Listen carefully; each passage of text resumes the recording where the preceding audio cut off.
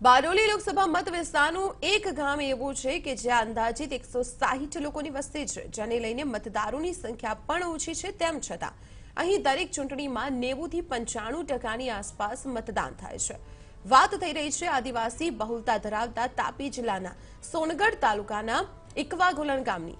90 થી 95% આસપાસ મતદાન થતું હોવા છતાં આ ગામ આજે પણ પાયાની સુવિધાઓથી વંચિત છે. ગુજરાતના ગામમાં પ્રવેશવું હોય તો મહારાષ્ટ્ર રાજ્યમાં થઈને જવું પડે છે.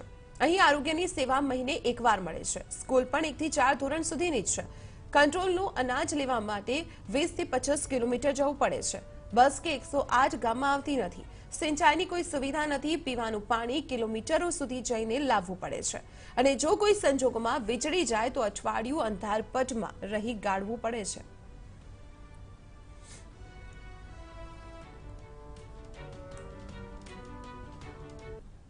ગામની અંદર 150નો વોટિંગ છે.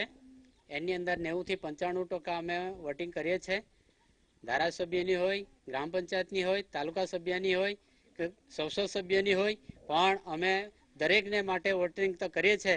પણ આજ દિન સુધી ચૂંટાયેલા પ્રતિનિધિ અમારા ગામની અંદર કોઈ મુલાકાત માટે આવી શકતા નથી. અમારી પૂછપરછ લેતા નથી. અમને શું જરૂર છે એ પણ અમને પૂછવા માટે કોઈ અધિકારીઓ કે ચૂંટાયેલા પ્રતિનિધિઓ કોઈ અમારી મુલાકાત લઈ શકતા નથી.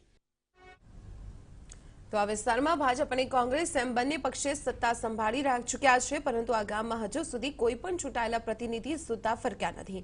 પરંતુ ચોક્કસ આ ગામના ગ્રામજનો પોતાની નૈતિક ફરજ બખૂબી નિભાવી દરેક ચૂંટણીઓમાં મતદાન અવશ્ય કરે છે. અહીં 114 જેટલા મતદારો 2017ની વિધાનસભામાં નોંધાયા હતા. મતદાન પ્રત્યેની જવાબદારી ઈમાનદારીથી પૂર્ણ કરતા હોવા છતાં સરકાર અહીંના લોકોની સમસ્યાઓ સામે નથી જોતી.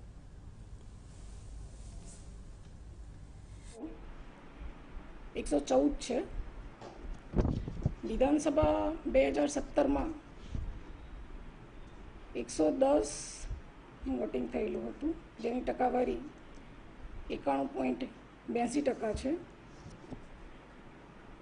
આ ચૂંટણી માટે મતદાન સ્ટાફમાં 5 જણનો સમાવેશ થાય છે, જેમાં એક પ્રિસાઇડિંગ ઓફિસર, એક આસિસ્ટન્ટ પ્રિસાઇડિંગ ઓફિસર, એક પોલિંગ ઓફિસર, એક મહિલા ઓફિસર અને એક ટીમનો સમાવેશ થાય છે.